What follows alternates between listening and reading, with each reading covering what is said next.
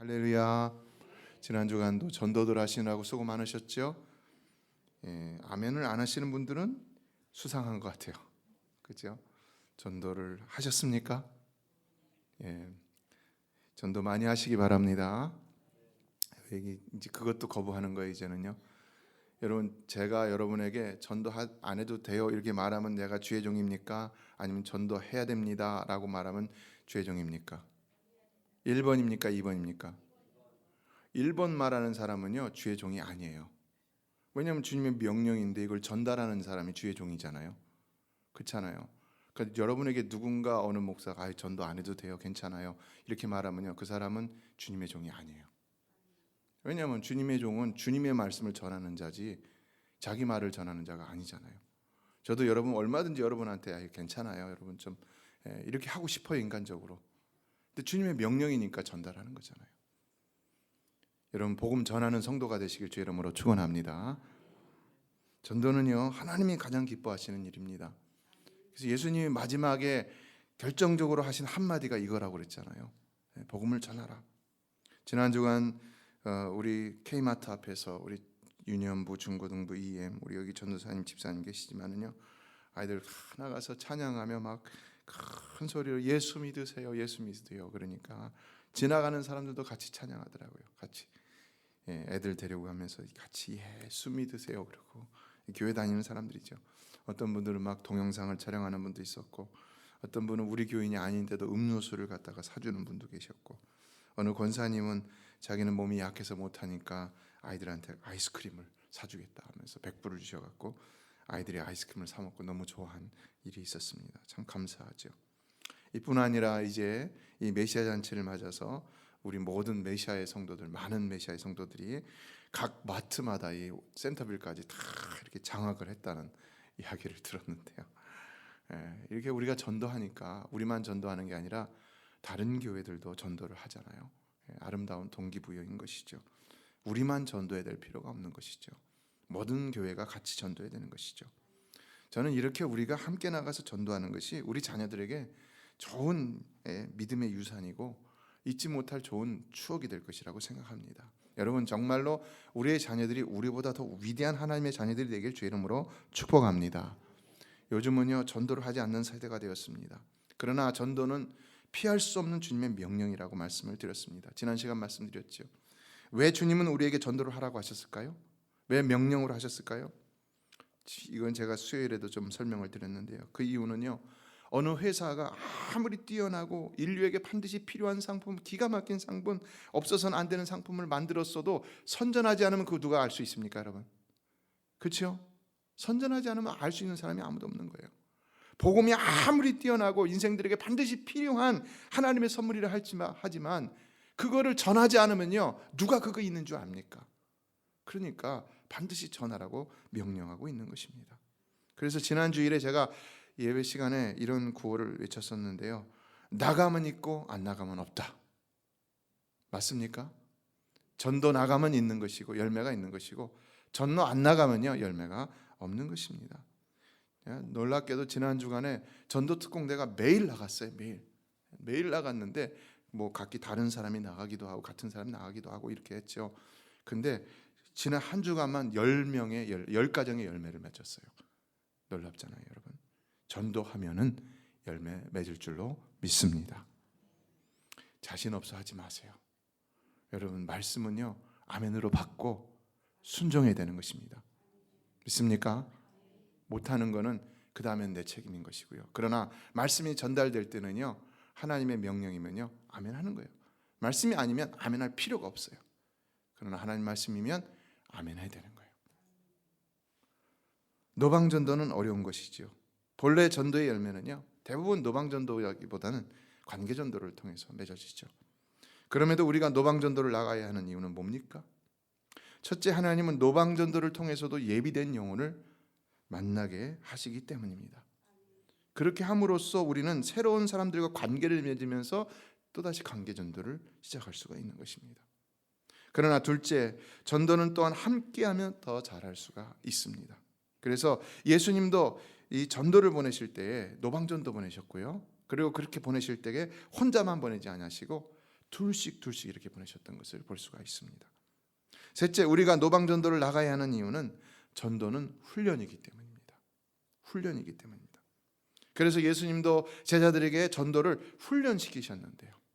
그게 70인 제자 파송의 이야기죠.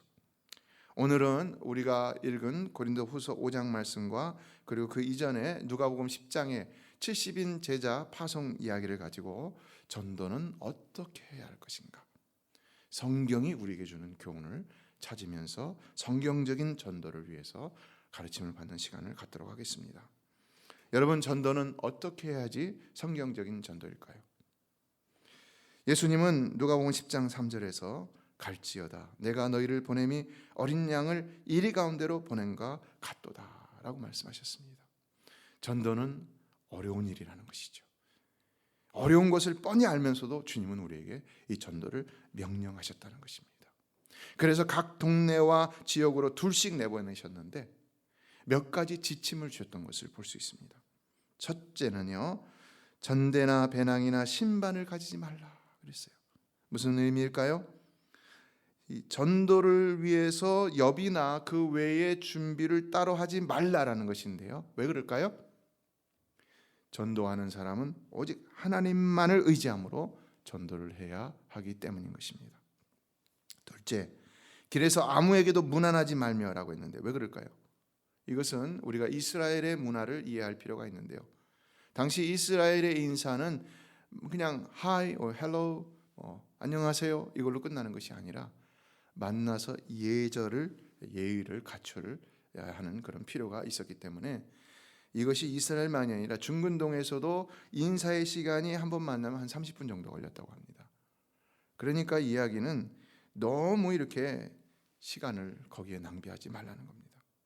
우리도 마트 앞에서 전도를 하다 보면 아는 사람을 만나서 많이 이야기를 하다 보면 전도를 못할 때가 있잖아요. 그러니까 그런 시간을 낭비하지 말라, 그런 측면에서 이런 말씀을 주시는 것입니다. 셋째, 5절을 보면 어느 집에 들어가든지 먼저 말하되 이 집이 평안할지어다 하라라고 했습니다.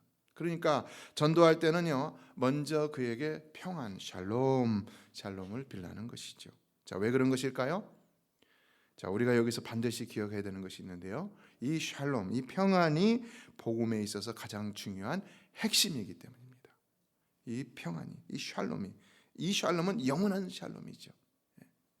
이 평안을 전하기 위해 복음을 전한다. 우리는 이것을 항상 잊어서는 안 되는 것입니다. 그러나 무엇보다도 그렇게 말하고 하신 이유는 6절에 나오는데요. 만일 평안을 받을 사람이 거기 있으면 너희의 평안이 그에게 머물 것이요 라고 했어요. 자, 무슨 말입니까? 이렇게 되면 여기서 말하는 평안은 뭐가 됩니까? 샬롬 하면은 다른 그 상대방이 샬롬이라고 말할 때 그 사람은 어떤 사람입니까? 평안을 받을 사람이라는 거죠. 영어 성경을 한번 보세요. If a man of peace라고 되어 있죠. Man of peace예요. 평화의 사람이라는 거예요. 이 말은 뭡니까? 하나님이 우리가 샬롬을 외칠 때 그 샬롬을 받을 만한 사람을 미리 예비해 두신다는 것이죠. 그러니까 우리가 전도하는 사람은 누구라는 것입니까? 하나님이 구원하시기로 작정하신 사람이라는 겁니다. 전도는요, 비즈니스가 아닙니다. 전도는 내 노력으로 얻는 열매 결과가 아닌 것입니다. 여러분이 돈을 벌기 위해서는 열심히 일하면 되지만 전도는 그렇게 한다고 되는 게 아니에요. 하나님이 작정하신 사람들이 있다는 거예요. 우리는 우리가 전해야 되는 일은 누가 그런 사람들이 모르니까 그냥 전하면서 그 사람이 그걸 받을 때 그 사람이 평화의 사람이고 하나님 예비하신 사람이고 구원하시기로 작정하신 사람이구나, 그걸 깨닫게 되는 것이에요. 그래서 전도는 우리의 열매가 아니라 하나님의 열매가 맺어지는 놀라운 거룩한 일이라는 것입니다. 그래서 그 평안을 받지 않으면이라고 했는데 평안을 받지 않는 사람도 있다는 것이죠. 그랬을 경우에는 그 수고가 헛된 수고가 되느냐? 그것도 아니라고 말합니다. 뭐라고 말합니까? 그 빈 평안이 누구에게 온다고요? 나에게 온다고 그랬어요. 할렐루야. 이게 얼마나 놀라운 축복입니까? 그 빈 샬롬이 나에게 온다는 겁니다. 여러분, 그러면 이 샬롬은 어떤 의미가 있습니까? 우리가 샬롬에 대한 이야기를 제가 몇 번 해드렸는데요. 샬롬이라는 말은 완전하다, 퍼펙트하다는 이런 의미가 있다고 그랬어요. 그래서 이것이 그냥 단지 마음의 평안만을 얘기하는 것이 아니라 심리학적인 측면에서 얘기했을 때는 마음의 평안을 얘기하지만, 그러나 농부에게 샬롬은 풍년인 거고, 그리고 환자에게 샬롬은 완전한 치유를 얘기하는 것입니다. 오늘 병든 자에게 샬롬의 축복이 있기를 주의 이름으로 축원합니다. 국가 간의 전쟁에는 전쟁이 없는 상태가 샬롬이라고 그랬어요. 이 여러 가지 의미, 온전한 의미로 쓰이고 있습니다. 그렇다면 우리가 빈 샬롬이 우리에게로 돌아오면 우리에게는 어떤 역사가 일어나겠습니까? 우리의 문제가 해결되는 역사가 일어난다는 것입니다. 믿습니까? 주님의 말씀입니다. 저는 책임 못 져요. 주님이 말씀하셨으니까 주님이 책임지셔야 돼요. 그러나 주님은 그렇게 말씀하셨다는 것입니다. 그리고 또 이 전도를 할 때 평안을 빌라는 말은요, 그 전도 대상자가 진정 하나님의 은혜로 잘 되기를 바라는 마음으로 그를 축복하며 전도하라는 의미가 있는 것인데요. 그래서 전도할 때는요, 절대로 무례해서는 안 되는 거예요. 전도 대상자를 정말로 사랑하는 마음으로 중심을 다해서 최선을 다해야 되는 것입니다. 그리고 네 번째로 7절은 이렇게 말합니다. 읽어볼까요? 7절 시작. 그 집에 유하며 주는 것을 먹고 마시라. 일꾼이 그 싹을 받는 것이 마땅하니라. 이 집에서 저 집으로 옮기지 말라. 먼저 그 집에 유하며 주는 것을 먹고 마시라. 일꾼이 그 싹을 받는 것이 마땅하니라. 무슨 말입니까? 대접하면 대접을 거절하지 말라는 거예요. 받으라는 겁니다. 왜 그럴까요? 이 말 속에서 우리가 몇 가지 의미를 살펴볼 수 있는데요. 이 대접은 이 사람이 주는 것이 아니라 하나님이 주시는 것이라는 거예요.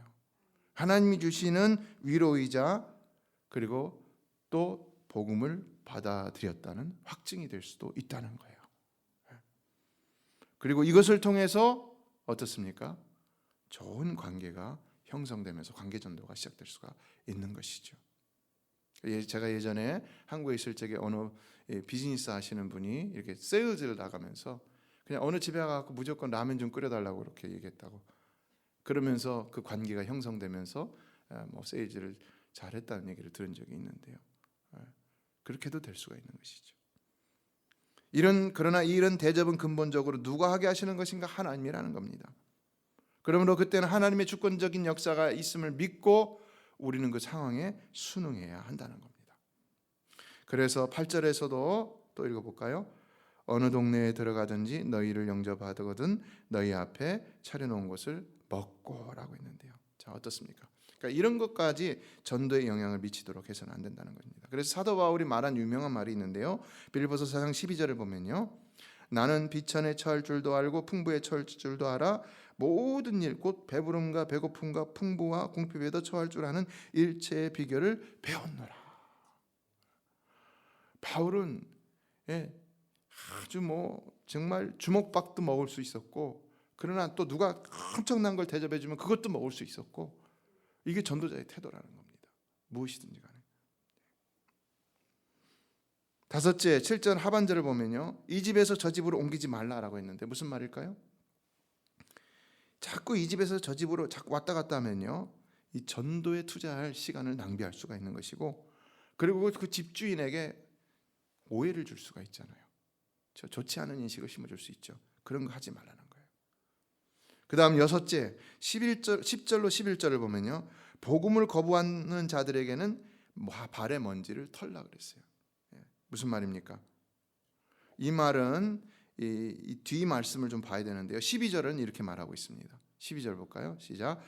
내가 너에게 말하노니 그날에 소돔이 그 동네보다 견디기 쉬우리라. 그렇다면 왜 거부하는 자들에게, 복음을 거부하는 자들에게서 발의 먼지를 털라라고 하셨다는 것입니까? 발의 먼지를 터는 건 좋은 것이 아니죠.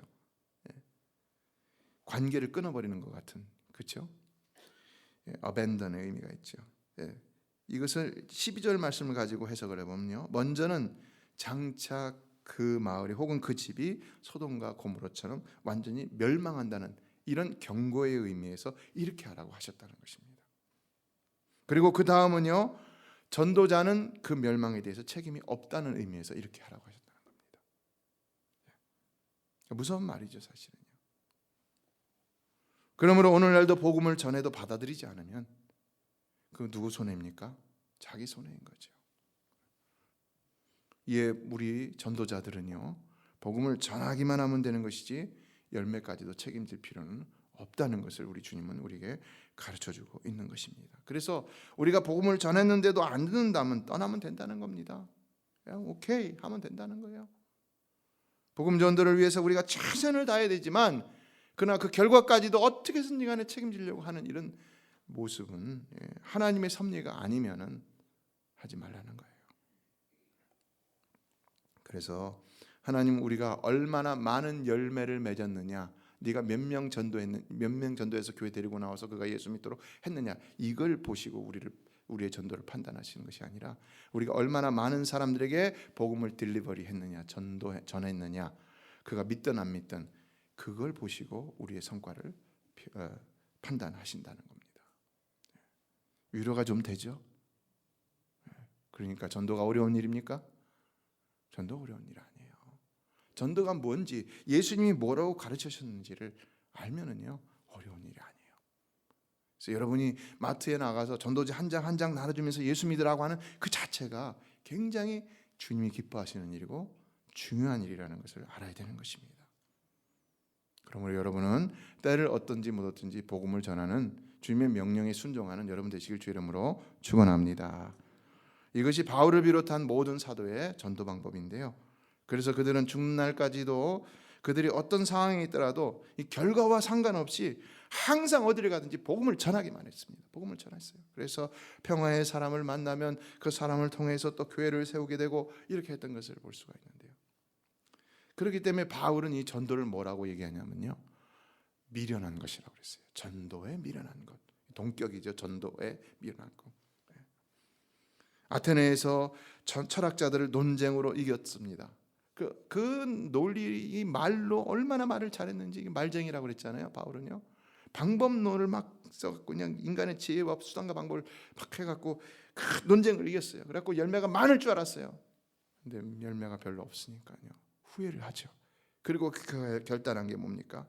이제 나는 예수 그리스도의 십자가만 알고 전하겠다. 예수 그리스도의 십자가. 전도는 바로 그것이에요. 아니 도대체 믿지 않는 사람들이 예수의 십자가가 뭔지 뭘 어떻게 안다고 그걸 전한다고 그들이 듣고 예수 믿겠냐 이거예요. 그러나 그럼에도 불구하고 그렇게 하겠다. 왜요? 그는 오직 하나님의 능력만을 의지하면서 전하겠다는 의미인 것이죠. 여러분, 전도는 정말 하나님의 능력만을 믿고 그냥 순종하면 되는 것인 줄로 믿습니다. 하나님이 하시는 거예요. 결론적으로 전도의 모든 것은요, 오직 하나님의 주권적인 역사라는 것을 예수님이 우리에게 가르쳐 주신 것이고, 우리는 이러한 사실을 잊어서는 안 되는 겁니다. 그래서 또한 중요한 것은 우리가 함께 읽은 본문 말씀인데요, 전도는 오직 그리스도의 사랑의 강건함으로 행해지는 자발적인 사랑의 행위여야 한다는 것입니다. 다 같이 본문 13절로 14절을 읽어보겠습니다. 시작. 우리가 만일 미쳤어도 하나님을 위한 것이요 정신이 온전하여도 너희를 위한 것이니 그리스도의 사랑이 우리를 강권하시는도다. 우리가 생각하건대 한 사람이 모든 사람을 대신하여 죽었은즉 모든 사람이 죽은 것이라. 여기 보면 바울이 어떻게 전도를 했고 또 그렇게 전도를 했던 이유가 무엇인지에 대해서 나오고 있는데요, 바울은요 미친 듯이 전도했다는 것이죠. 얼마나 미친 듯이 전도했을까요? 정말로 그는 미친 듯이 전도했죠. 우리가 사도행전만 보더라도 알 수 있죠. 어떻게 그렇게 미치지 않았으면요, 감옥에 그렇게 갇히는데도 막 돌을 맞는데도 비방을 받는데도 40에 가만 매를 그렇게 맞는데도 하나 가만 매를 그렇게 맞는데도 그렇게 막 오뚜기처럼 다시 일어나서 전도를 할 수 있습니까? 그는 그렇게 해서 전도를 가장 많이 한 사람 가운데 하나가 되었는데요. 그런데 놀랍게도요, 모든 이 한국에서 소위 말하는 전도 왕이라고 하는 사람들의 공통점이 뭐냐? 그들의 공통점은 그냥 미친 듯이 전도했다는 거예요. 미친 듯이 전도했다. 지금 이번에도 전도 특공대가 나가서 전도한 사람들 그냥 미친 듯이 전도한 거예요. 여러분 바깥에 나가 보세요. 구역별로 전도 열매 표시가 딱 돼 있잖아요. 그 전도 열매가 많은 사람들이 그냥 전도한 거예요. 그냥 전도 안 하니까 열매 없고 하니까 열매가 있는 거예요. 오늘날과 같이 시험과 유혹이 많을 때 모든 방법론이 많고 테크놀로지가 뛰어나고 그 메소달로지가 뛰어나고 그런 이런 사회 속에서 우리가 무슨 방법으로 여러분 지식이 발달하고 고도의 이런 지식 사회를 살아가고 있는 이 사회 가운데서 우리가 무슨 방법으로 전도를 할 수가 있습니까? 미치지 않으면 할 수가 없는 것이죠. 미치지 않으면. 그러나 바울이 어떻게 그렇게 미친 듯이 전도를 할 수 있었는가? 그 이유는 항상 그에게는 그리스도의 사랑이 강건하고 있었기 때문이라는 것입니다. 그리스도의 사랑이 강건하고 있었다. 이 강건하다 무슨 말입니까? 강하게 권유하다 뭐 이런 말이겠죠. 히브리어를 보면 헬라어를 보면 강요하다, 강제하다, 뭐뭐 하게 만들다. 현대인의 성경은 이렇게 번역합니다. 그리스도의 사랑이 우리를 지배하고 있기 때문이다. 성도 여러분, 여러분의 마음을 그리스도의 사랑이 지배하고 있습니까? 지배하고 있습니까? 지배하기를 주의 이름으로 축원합니다. 그리스도의 사랑이 지배해야 우리가 주의 일을 감당할 수가 있다는 겁니다. 그리스도의 사랑이 지배하지 않으면 어떻게 목회를 할 수가 있습니까? 그리스도의 사랑이 지배하지 않으면 어떻게 여러분이 장로로 집사로 권사로 주의 사역을 감당할 수가 있겠습니까? 이와 같이 전도도 억지로 하는 것이 아닌 것입니다. 그리스도의 사랑이 내 안에서 강건하고 있기 때문에 이런 강력한 내적 동기가 내 안에 있기 때문에 내가 복음을 전할 수밖에 없다는 것입니다. 문제는 이 자꾸 동기가 약화되니까 식어지니까 이것이 문제인 것이죠.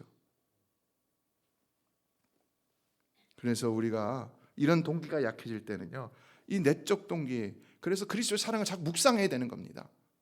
그리스도의 사랑을 자꾸 묵상해야 돼요. 그리스도의 십자가를 자꾸 묵상해야 되는 것입니다. 믿습니까?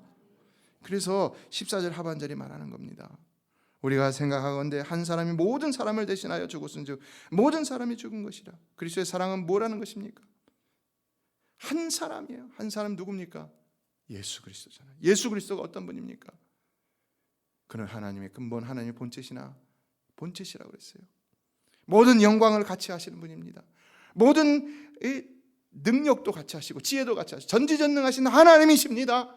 영광의 보좌에 홀로 앉으셔서 영광을 받으셔야 하는 삼위일체 하나님 가운데 한 분이십니다. 근데 그런 놀라운 분이 나 같은 못난 인생을 위해서 이 땅에 내려오셔서, 그것도 목수의 아들로 이 땅에 내려오셔서 온갖 고난을 다 당하시고 십자가에서 나를 위해 죽으셨다는 것입니다. 하도 많이 들어서 감동도 안 되죠, 여러분.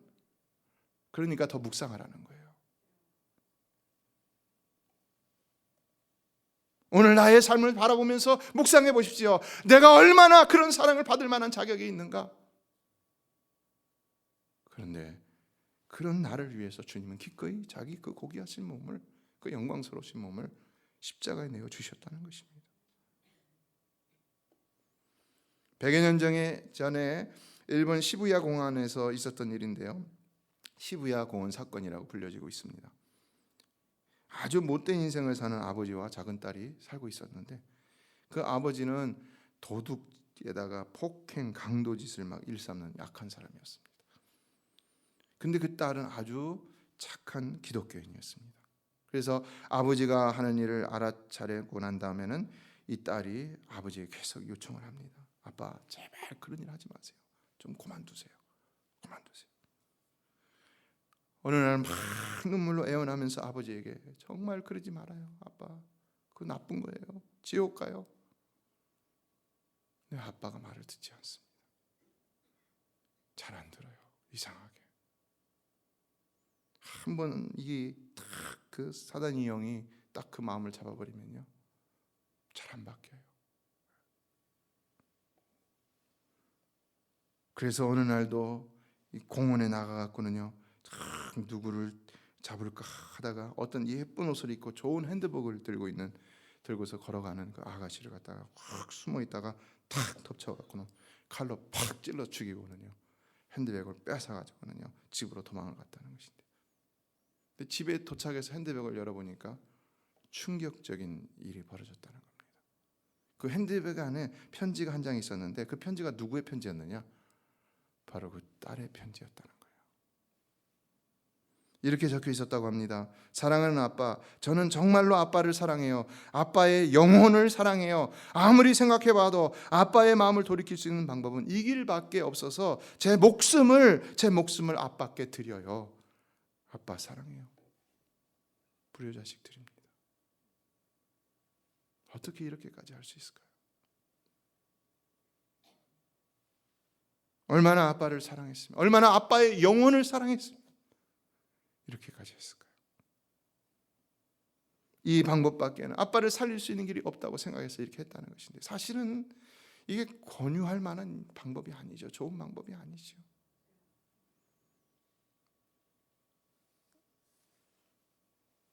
만약에 이 자매가 저한테 와서 상담을 했다면, 그래서 당신 하나님의 주권을 믿어야 된다, 그렇게 말했을 거예요. 그래서 아직도 남은 인생이 많지 않냐? 기다리면서, 인내하면서, 기도하면서 끝까지 사랑을 전하고 복음을 전하라, 그랬을 것 같아요. 그러나 이 아버지는 어떻게 됐겠습니까? 이 아버지가 이 사실을 알고 난 다음에 막 극심한 후회가 밀려오면서 한참을 통곡하다가 경찰에 자수하고 감옥에 들어갔는데, 오랜 동안 징역살이를 하면서 거기서 많은 것을 깨닫고는 결국 그 딸이 믿었던 예수를 믿고 거듭나게 되었다는 겁니다. 얼마나 참 고귀한 희생입니까?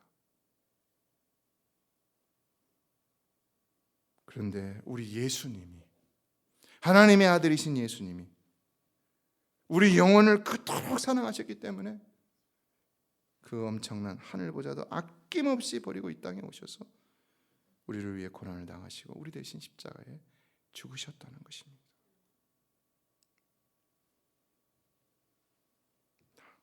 여러분을 위해서, 나를 위해서.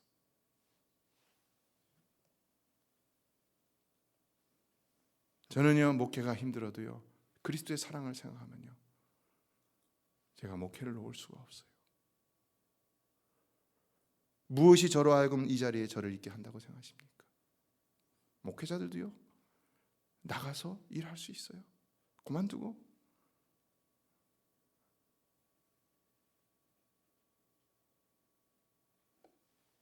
과연 그리스도의 사랑이 오늘 여러분의 마음과 삶에 어떤 영향을 미치고 있다고 생각하십니까?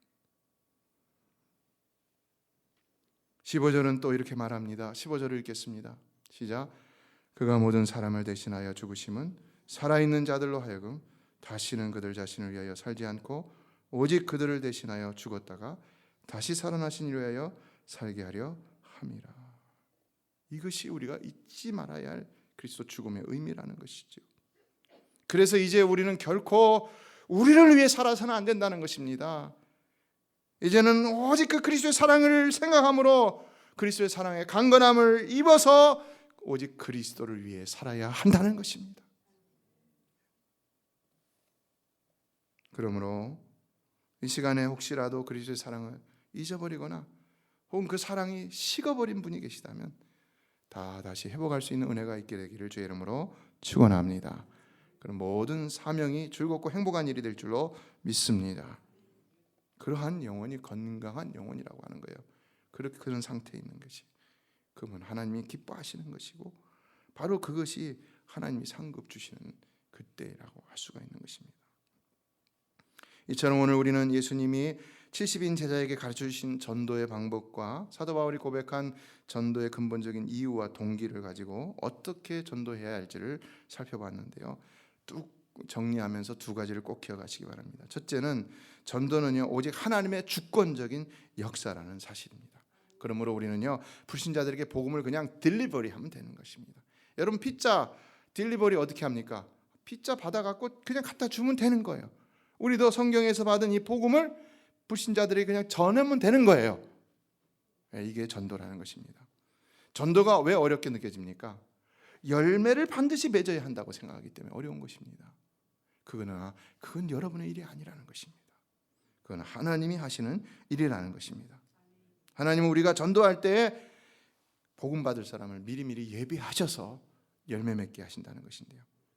그러므로 그 결과는 하나님께 맡기고 우리는 복음을 델리버리하는 일에, 전달하는 일에만 관심을 가져야 되는 겁니다.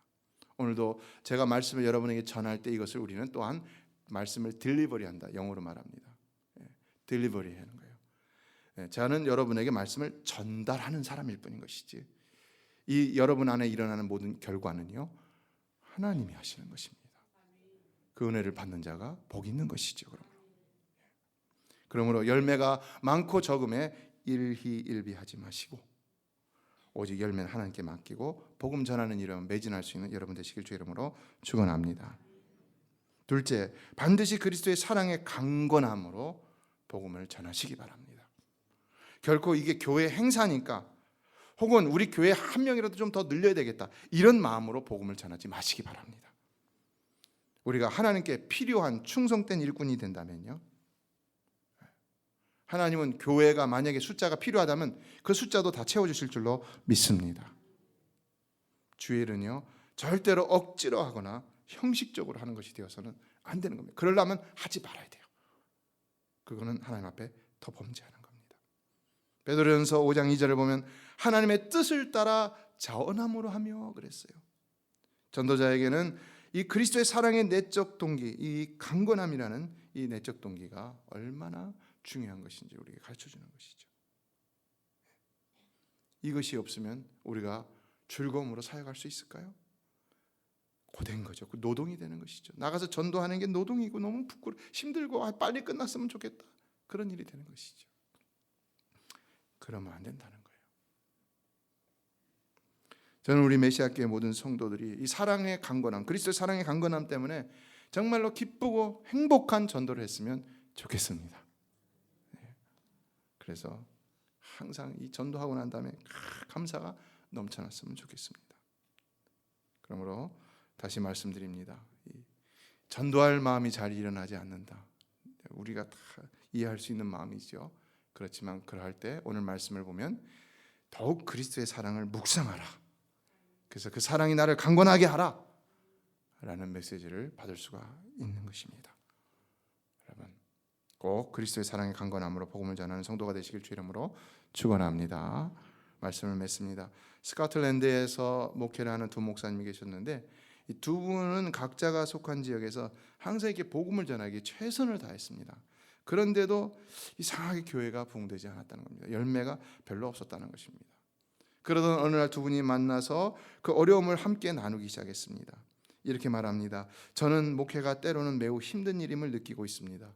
지난 3년 동안 진심을 다해 복음을 전했지만 새로 주님을 영접한 성도는 청년 하나밖에 없습니다. 그랬더니 그 옆에 있던 목사님도 똑같이 저 역시 공감합니다. 최근에 한 주일 동안 교회에서 부흥회를 했는데 한 명만 예수를 믿겠다고 했습니다. 정말 정문도가 어려운 거예요. 열매 맺는 일이 어려운 겁니다. 그런데요, 훗날 가서 이 두 목사님의 이 헌신이 결코 헛된 것이 아니었다는 것을 가르치실 수 있는 놀라운 일이 일어났다는 것인데요, 그것은 이 두 분이 전도한 그 두 사람이죠. 한 사람 한 사람 했으니까 그 두 사람이 훗날 위대한 전도자가 되었기 때문이라는 것입니다. 누구냐면 첫 번째 목사님이 전도한 청년은 이 아프리카 선교의 터를 닦았던 로버트 마펫 목사님, 선교사님이시고요.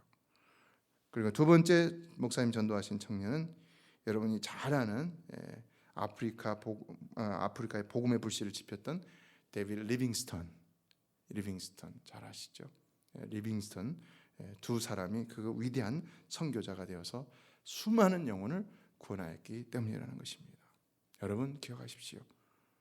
가치 없는 전도, 무가치한 전도는 없는 줄로 믿습니다. 전도는 오직 하나님이 열매를 맺는 것이고 하나님의 뜻을 이루는 것이기 때문에 그 자체로서 소중하고 귀중하고 복된 일인 것입니다. 누가복음 10장을 보면은 70인 제자들이 돌아왔을 때 이런 말합니다. 주여, 주의 이름이면 귀신들도 우리에게 항복하더이다. 여러분, 우리에게도 이런 역사가 일어날 줄로 믿습니다. 예수님 뭐라고 말합니까? 사탄이 하늘로부터 번개같이 떨어지는 것을 내가 보았노라. 여러분이 복음을 전할 때도 여러분의 육신의 눈으로는 볼 수 없는 귀신들일지라도 항복하고 사단이 하늘로부터 번개같이 떨어지는 역사가 일어나게 될 줄로 믿습니다. 전도하면 사단이 물러가는 역사가 일어난다는 것입니다. 예수의 이름으로 전도하면 여러분의 삶에서도 사단의 역사가 물러가는 역사가 일어날 수가 있다는 것입니다. 그러나 그것으로 기뻐하지 말고 너희 이름이 하늘에 기록된 것으로 기뻐하라 라고 하셨는데요, 그러므로 우리는 이 모든 일에 구원의 기쁨을 가지고 충성해야 한다는 것이죠. 오직 구원의 기쁨을 가지고. 그래서 이 기쁨이 또한 우리가 복음을 전하는 그들에게도 전달될 수 있도록 해야 한다는 것입니다. 꼭 이런 말씀들을 기억하면서 다른 생각하지 마시고, 이 오늘날 교회에 세상적인 방법론이 너무 많이 들어와 있습니다. 비즈니스적인 방법론이. 그런 거 생각하지 마시고 말씀대로 복음을 전하는 여러분 되시길 주의 이름으로 축원합니다. 기도하겠습니다.